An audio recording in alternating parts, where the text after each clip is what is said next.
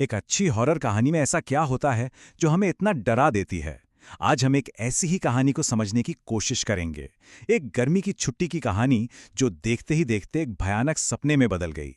चलिए देखते हैं कि कैसे ये कहानी डर और सस्पेंस को इतने परफेक्ट तरीके से बुनती है। तो साल था 1998। गर्मियों की छुट्टियां। एक ऐसा वक्त जो एक्साइटमेंट और मस्ती से भरा होना चाहिए था, है ना? पर ये कहानी कुछ और ही है। एक ऐसी छुट्टी की जो शुरू तो बड़े जोश से हुई, पर उसका अंत हुआ खौफ में। तो कहानी के सेंटर में हैं दो भाई बहन, 16 साल की निशा और उसका छोटा भाई 13 साल का अमन। सोचिए, पूरे 10 साल के लंबे इंतजार के बाद वो आखिरकार अपने नाना नानी से मिलने जा रहे हैं। उनका एक्साइटमेंट लेवल एकदम आसमान पर है। देखिए, हॉरर कहानियों का ये एक क्लासिक तरीका है। सब कुछ एकदम नॉर्मल और खुशहाल दिखाना। और ये कोई एक्सीडेंट नहीं होता, ये जानबूझकर किया जाता है, ताकि जब डर दस्तक दे तो वो हमें और भी ज्यादा चौंका दे, और भी ज्यादा डरा दे। और फिर वो फार्म हाउस पहुंचते हैं और यहीं से बेचैनी की शुरुआत होती है। मतलब नाना नानी का घर तो एक सेफ और जानी पहचानी जगह होनी चाहिए, राइट? पर जब वही जगह अचानक अजीब और डरावनी लगने लगे तो बस समझ जाइए, कुछ तो बहुत गलत है। अब देखिए, बच्चे सोच करके आए थे और उन्हें मिला क्या? वो एक गर्मजोशी से भरे प्यार भरे स्वागत की उम्मीद कर रहे थे, और सामने थी खाली आंखें और नकली मुस्कुराहटें।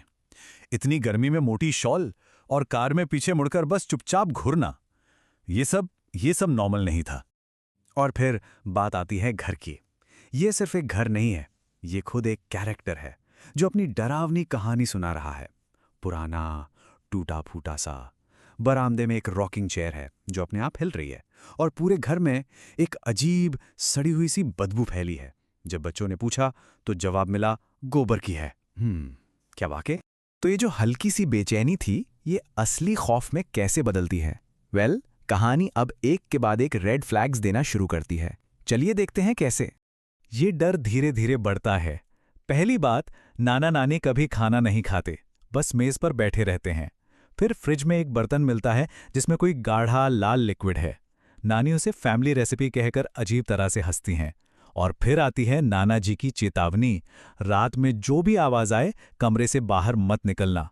और फिर उसी रात निशा अपने दरवाजे के पास से एक बड़ा साया गुजरते देखती है, और अमन को तो नाना नानी की तस्वीर से खून निकलता हुआ दिखता है। ये अजीब हरकतों से शुरू होकर अब सीधे सीधे अलौकिक घटनाओं तक पहुंच चुका है। और इन सब के बीच एक और चीज, घर का लैंडलाइन फोन खराब है। अब ये कोई छोटी मोटी डिटेल नहीं है, ये एक बहुत जरूरी हॉरर टेक्निक है। आइसोलेशन, मतलब किरदारों को दुनिया से पूरी तरह काट दो। कोई मदद नहीं, कहीं भागने का रास्ता नहीं। जब वो फंस जाते हैं तो डर अपने आप कई गुना बढ़ जाता है। इतनी सारी डरावनी घटनाओं के बाद बच्चों का ध्यान वापस उस बदबू पर जाता है, और उन्हें एहसास होता है कि वो बदबू पहली मंजिल पर उस बंद कमरे से आ रही है।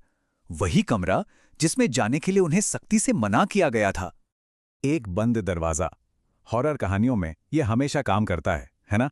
हमारी उत्सुकता बढ़ जाती है, हम जानना चाहते हैं कि इसके पीछे क्या है, भले ही दिल के किसी कोने में पता हो कि जो भी है वो बहुत भयानक होने वाला है। और फिर वो दरवाजा खुलता है। सबसे पहले एक असहनीय, बीमार कर देने वाली बदबू। फिर उन्हें बिस्तर पर दो लाशें दिखती हैं जो सड़ रही हैं। और फिर निशा की नजर एक लाश के गले में पड़े एक जाने पहचाने लॉकेट पर पड़ती है। और तभी उन्हें वो भयानक सच पता चलता है, ये लाशें उनके असली नाना नानी की हैं। लेकिन रुकिए, कहानी यहां खत्म नहीं होती, क्योंकि लाशें मिलना जवाब नहीं था। ये तो एक और भी ज्यादा डरावना सवाल खड़ा कर गया। एक ऐसा सवाल जो रूह कांपा दे। अगर बिस्तर पर पड़ी लाशें असली नाना नानी की हैं, तो फिर वो दो लोग कौन थे जिनके साथ ये बच्चे इतने दिनों से रह रहे थे?